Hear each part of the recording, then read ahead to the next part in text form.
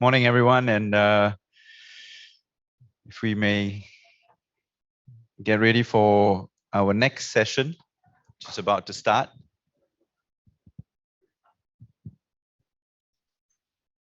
We're going to hear from Louis-Philippe from Schneider Electric on embracing sustainability and at the heart of the FPSO's design and operation strategies. I think this is going to be quite an interesting topic, as sustainability is a word that we are often hearing these days. So let's hear from Louis-Philippe, who has been with Schneider Electric since 2000, and since then has had many executive positions in the last 20 years, leading missions in Brazil and France. And since 2014, he has been the oil and gas and petrochemical vice president and leads the global team on upstream, onshore, and offshore for Schneider Electric. Ladies and gentlemen, please welcome Louis-Philippe. Hello, everyone. My name is Luis-Felipe Kessler. I'm the upstream global leader from Schneider Electric. I would like to thank you and welcome you to the 2021 FPSO Congress. Firstly, I hope you all doing well in this very special time, and I also hope that Schneider supported you during this unprecedented period.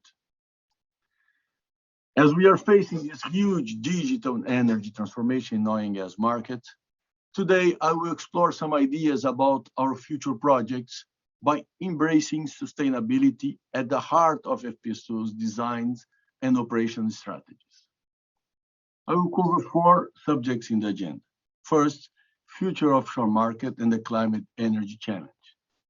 Second, sustainability, efficiency, and resilience. Then third, solutions for the energy transition, the TOTEX approach. And to finalize, I will connect all of these to the digital and sustainability in the heart of FPSO designs and operations. I will start by the climate energy challenge and the future offshore market. As we can see in the first graph, oil and gas industry has fueled the global GDP boom over a century of growth, despite a $20 barrel average price and regular crisis. In 2021, oil prices have recovered from the 2020 downturn and should provide reasonable, stable levels to the industry over the coming years. Analysts see no decline in oil and gas traditional investment during 2021-2025, including biofuels. The AIA, U.S. Energy Information Administration, predicted that by 2025, Brent crude oil nominal price would rise to $79 a barrel. We see energy transition as a game changer. Oil and gas represents today 55% of energy-related CO2 emissions. The Sustainable Development Scenario, SDS, CO2 reduction target could be reached by just eliminating coal, and still the pressure is high. OGP players, under societal and stakeholders' pressures to decarbonize, adjust their strategies and be transparent on emissions. Today, companies are committing to net zero strategies by 2040, 2050. As we can see on the figures, percentage of oil and gas in the future mix varies per scenario, but still accounts for more than 40% by 2040 in most of them. IEA, International Energy Agency, sees actual investment growth when integrating move of majors into energy transition. We can see in the graph in the right that the greater part of majors' annual capex remains in oil and gas, but percentage allocated to renewables is increasing, for example, offshore wind. In this slide, we can see the climate change and other many drives for decarbonization. The pressure is intense for all directions. Shareholders pushing for decarbonization plans and commitment on net zero target. The markets, investor pressure and project financing. Financial for projects are becoming more and more demanding on low carbon emission. Societal pressure. Customers who are demanding change don't want to invest and follow companies that are associated to high emissions. It's becoming more and more difficult to attract new talent. We are in front of 3 mega trends.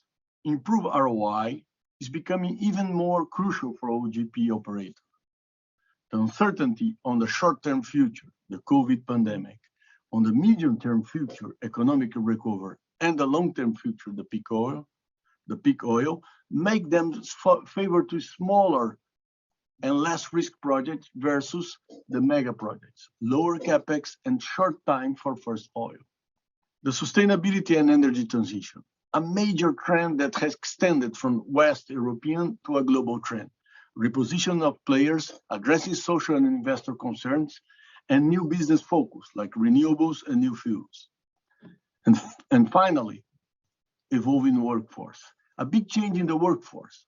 Younger generation with more environmental awareness who are key enablers for digital transformation.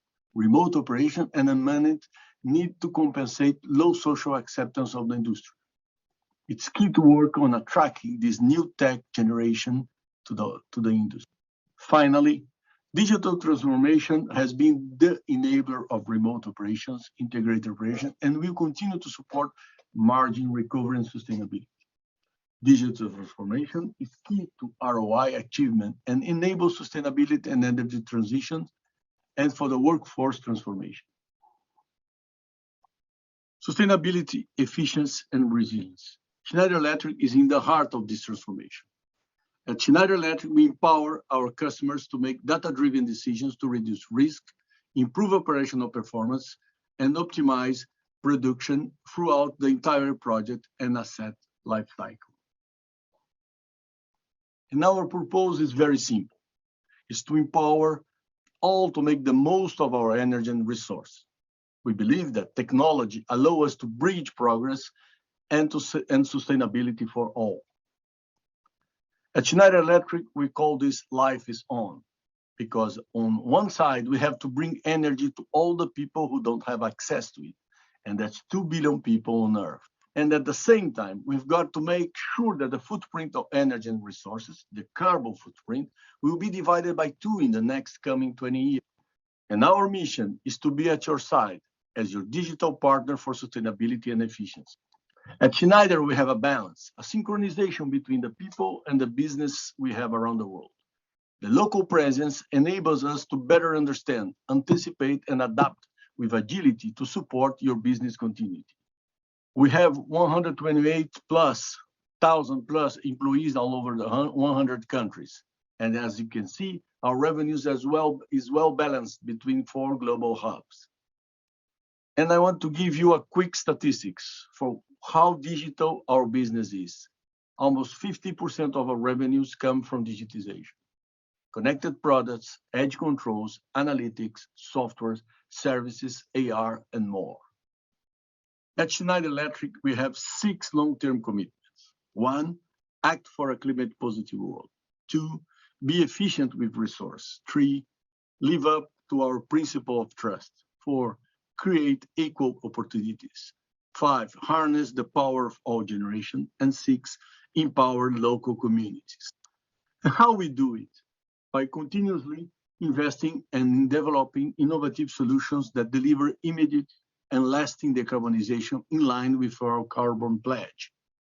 By behaving responsibly and making the most of digital technology to preserve our planet. By upholding ourselves and our around us to high social governance ethical standards, and by promoting local initiatives and enabling individuals and partners to make sustainability a reality for all. And we want to make sure that we lead in our industry in the field of sustainability. We've been recognized in multiple manners for our engagement in sustainability. This benefits our customers. This year, we have been named by Corporate Knights as the world's most sustainable corporation. On the sidelines of World Economic Forum in Davos, a historical moment for our company. This is one of the most coveted rankings in sustainability, a great recognition for a long-standing leadership and positive impact. We are taking sustainability to the next level. Empowering the workforce with complete coverage of the entire asset and life cycle. At Schneider Electric, we call EcoStructure, innovation at every level. At Schneider Electric, we empower our customers to make data-driven decisions that reduce risk, improve operational performance, and optimize production throughout the entire project and asset lifecycle.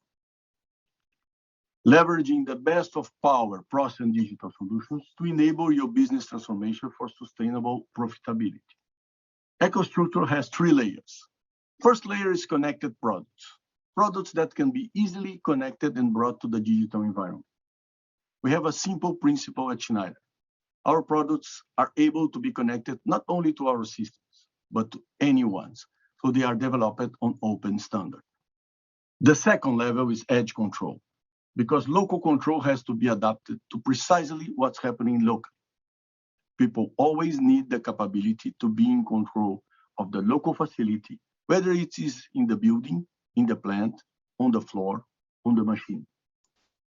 Finally, third level, a set of digital services and software by application, including AVEVA, to give sense to the data you have with analytics and algorithms. Along with AVEVA and OSIsoft, our strategic partners, and integrating ETAP for electrical optimization, Schneider Electric unlocks the full portfolio of 2 industry leaders to deliver operational excellence and to maximize return on capital across the oil and gas and petrochemical value chain. That allows us to deliver a complete portfolio of total transparency from endpoint to the cloud and ensure complete digital transparency and the same digital model to service everyone, from the operator in the plant floor to the control room on their phone, tablets, or virtual remote point on the cloud. True digital reflects 3 elements: unified information access to engineering, operations, and maintenance. Integrate asset data intelligence enables the digital twin, a necessary foundational component required to achieve digitalization, effectively creating a 360-degree digital representation of the physical plant asset. Electrical power management and process automation have long been designed and operated independently throughout a plant's life cycle. Historically, this separation made sense, but IoT and digitalization have enabled level of connectivity to manage these 2 domains differently in the future. Now is the perfect time to reassess and redefine the approach to capital and operational investments.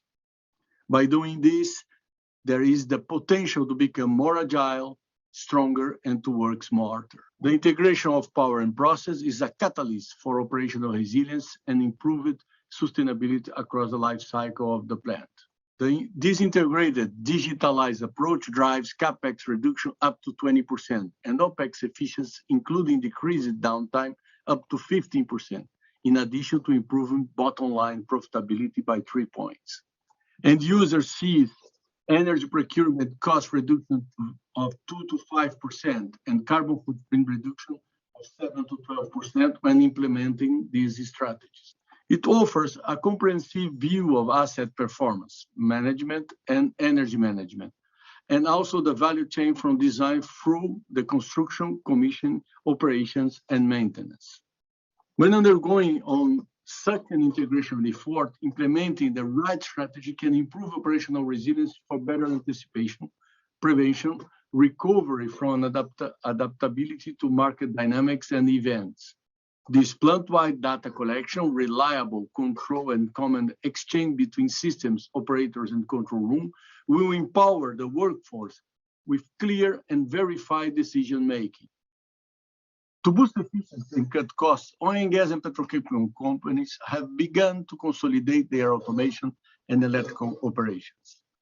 In combination with the new and enhanced digital capabilities, this approach presents an opportunity to rethink the synergies of convergent operations on a grand scale, one where costs can be significantly trimmed and productivity increased.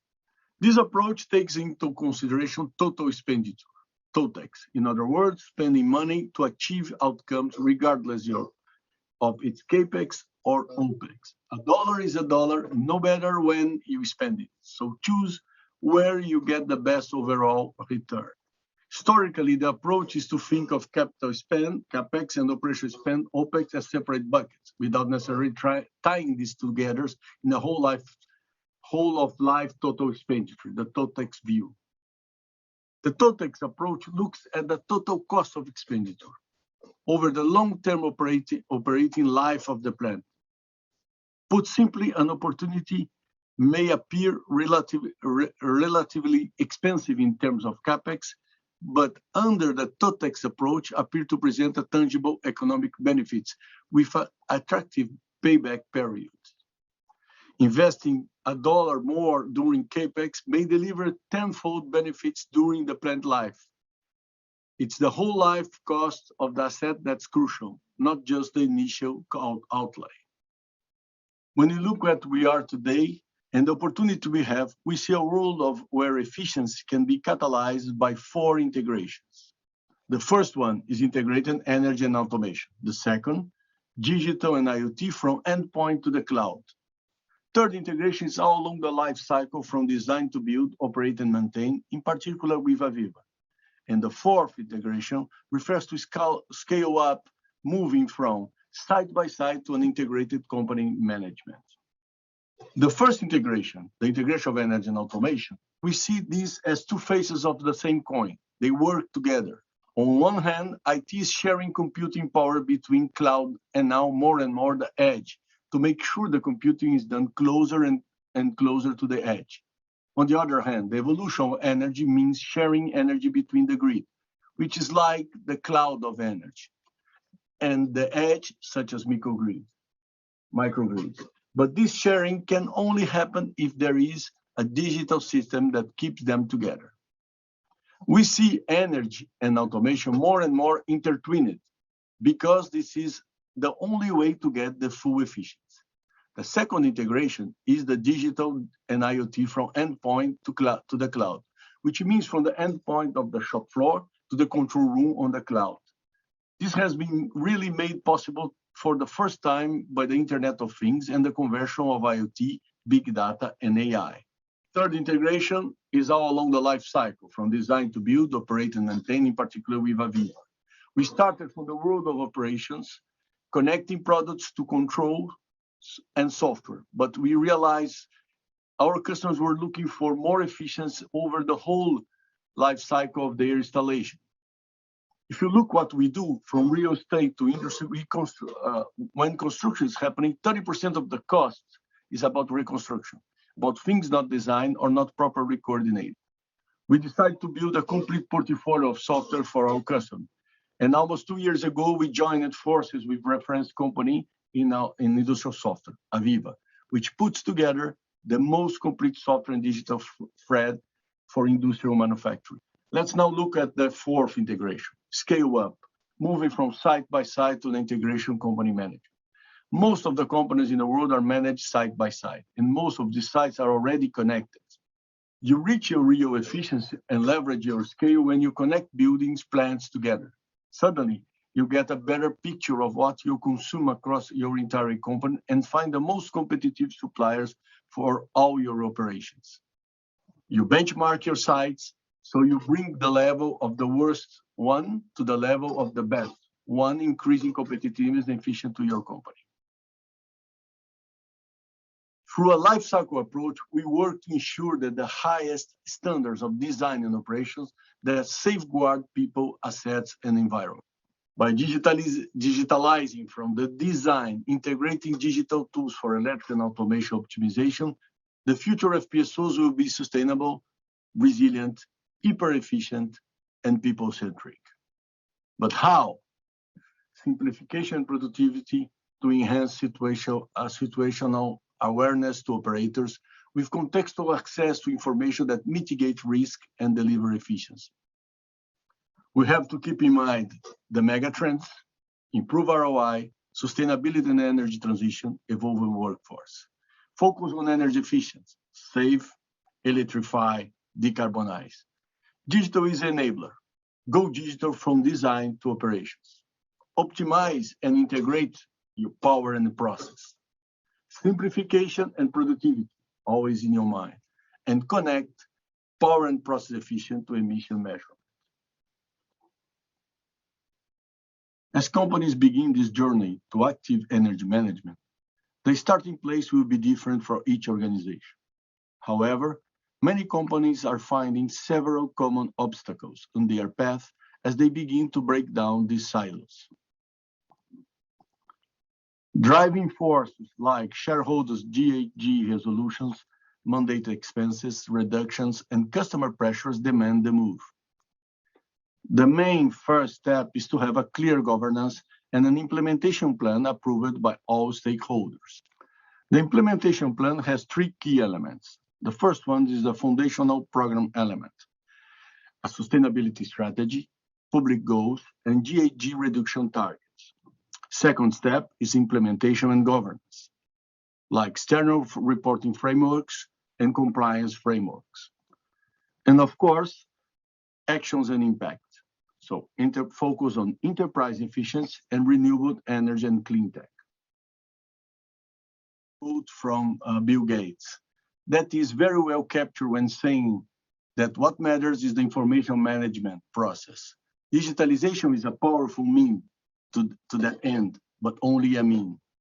The volume of data is huge. They have different types and are distributed across multiple systems, in multiple formats across multiple teams and company locations. But managing data and documents on their own is not sufficient. It requires context and understanding of its relationships and associations between the data for it to become useful and actionable information. It is what is intended through data models and system architectures, which grant user with data access, visualization, and analytics for decision and management purposes. Check what ADNOC did, which explains how this journey leads them to the building of their Panorama solution and how beneficial it has been to them today. We see many similarities in between different digital transformation projects onshore, offshore, and operators who actually accelerated their digital journey while building their information management system. Managing the information at the heart of the energy transition. There are plenty of sustainability data, different by nature, by sources, and for different use case for sustainability, efficient in energy management and operation. The challenge is to implement a framework to access the data, collect them, and manage them and use them for the management purpose. Post-Paris Agreement 2015, IOC started to face an increasing investor scrutiny on and relayed by recommendations from G20. The Task Force on Climate-Related Financial Disclosures, well known as TCFD, is setting a sort of new normal in climate risk reporting. And companies are encouraged to continue improving and developing their disclosure. But problem is that not two oil and gas companies publish emissions, energy, or target data using exactly the same boundaries in terms of scope of emissions, definitions of object. It makes comparison more difficult, but the financial community are supported by NOGs and other initiatives like TPI, are deeply assessing impacts and challenge the alignment of communicated strategy with global warming objectives. They benchmark IOCs, recommending companies to standardize indicators, precise scope of reporting in terms of internal, external process involved, and emission factor. From the oil and gas company perspective and beyond all technical aspects, companies have to build trust in their data and confidence in their carbon-related disclosures. This calls for a solid IMS, clear methodologies, and robust reporting system. As we are showing here, you need to select the data sources, validate the data, and put everything in a single source of truth of information of your emissions. In the next 3 slides, I would like to show how powerful can be a data platform if you define your targets and a clear architecture. Take a good look on this system platform, defined and developed by Jinso, one of the leaders of FPSO's operation. How they design the architecture and develop their data management. You can connect design to operations and make available qualitative, operational, real-time information able to deliver enhanced situational awareness to operators with contestable access to information that mitigate risk and deliver efficiency. Main points when defining your data management system. Data collection and validation is a significant challenge, but necessary if you want to have a data-driven strategy. Capture data from broad range of sources. Automate should be a priority. If you can't automate, then you have a bulk uploads of user data entry to fall back on. Combining all of this data into one system of record delivers most value. Validation is essential. If you want to make sure that you are basing decisions on accurate data. Finally, the purpose of data strategy is to enable analysis and people to take action. So you need to ensure you can serve data up in a way to facilitate this. I will now connect what we discussed in terms of digitalization, process and power integration, and optimization to the sustainability journey. I will walk through our climate journey. Scope 1 and 2 emissions, we start by the resource efficiency with energy efficient potential identification, project and program development, on-site project delivery, turnkey solutions, so performance, follow-up, microgrid technology deployment. The step is to check in renewable energy availability and technical connectivity. So renewable energy, opportunity assessment on site, project development and delivery in our offshore ecosystem, more likely to get an off-site renewable energy. Work also on operational services and low carbon cooperated mobility. We also to look on possible credits for offsets like carbon market valuation, define an offset strategy development. If we look to the scope 3, which means align our sustainability strategy all over our supply chain. We have to do an accurate footprint evaluation and start to engage workshops with the supply chain, helping them on their scope 1 and 2 reduction initiatives and value chain initiatives, the circular economy. What we have presented today comes together when we plan future view of operations in net zero facilities, or in our case, the net zero FPSO. Schneider Electric and McDermott have worked together in this concept, the concept of the net zero platform. We have clear targets, remote operations, optimized utilities, no flare concept, no fugitive emissions, less manned operations, walk to work concept, or even the unmanned operations.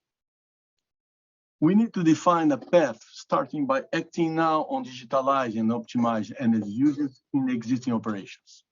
Start to develop projects digitalizing from design and associate with an integrated approach between power and process to be able to deliver efficiency on energy usage and effectively reductions of emissions. Start on pre-FEED studies, build and deploy a CO2 assessment methodology, gather product and equipment environmental data, design digital twin for use over life cycle of the asset. Work on optimizing utilities, ensure secure power for emergency situations with a UPS or battery energy storage use system. Work on the remote operations concept, ensure reliability, leverage digital twin for controls and asset performance management, define bandwidth latency to ensure communication from platform to shore, design and build local and an onshore control system, build a safety instrumented safe system. Think of future possible new source of energy, offshore wind, green hydrogen, offshore solar to energize our FPSO and allow a full electrification. The green power from shore. Design and build cost, footprint, and CO2 impact in the electrical distribution plus a power substation for onshore and offshore. Optimize and control connection, grid connection. Start measuring and quantifying the emissions reduction by any action we do in our operations. Monitor and share sustainability KPI. This journey can only be done by embracing sustainability at the heart of FPSO's design and operations strategy. We at Schneider Electric are ready to support you on this journey. Our mission is to be your digital partner for sustainability and efficiency. Life is on. I will finalize this presentation with the quote from the philosopher Seneca. Life is not to wait for the storm to pass. It's about learning to dance in the rain. Thank you very much.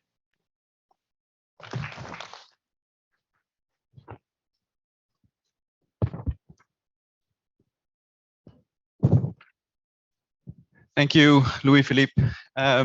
He is online for questions. We probably have time for one question, I'm told. So please, this is your chance to make sure that you get the right question. We will be as democratic as we possibly can. And so to like the question that you see on the screen so that we can get the right question for you. If you can move that away, maybe we can get that. Louis-Philippe, thank you very much. It was a very insightful and also quite inspiring, I think, to hear what you are trying to do with the whole sustainability front and especially winning that award. Okay, we have a clear winner in terms Thank of... you. Can you hear me here? Thank you. Yes, we can hear you. Okay, yes. Okay. We can hear you loud and clear. Can you hear us okay? Yes, perfect. We have one question, which is the overwhelming favorite here. And the question is, are there any FPSOs that are in operation using any of these approaches, methodologies that you may have, Louis-Philippe? Yeah. The answer is yes, not for the full. What we are trying to go in the future is the full digital EPMP application, so digital from design to operations. But we have more than one application specific for, let's say, the digital twin on operations, which we have done in Brazil, and we have also some design as well as I showed on the design operations. I showed one example here with Jinson, but we have others where we did the full digital design concept. The one from design to operations totally not yet, but this is where we are standing.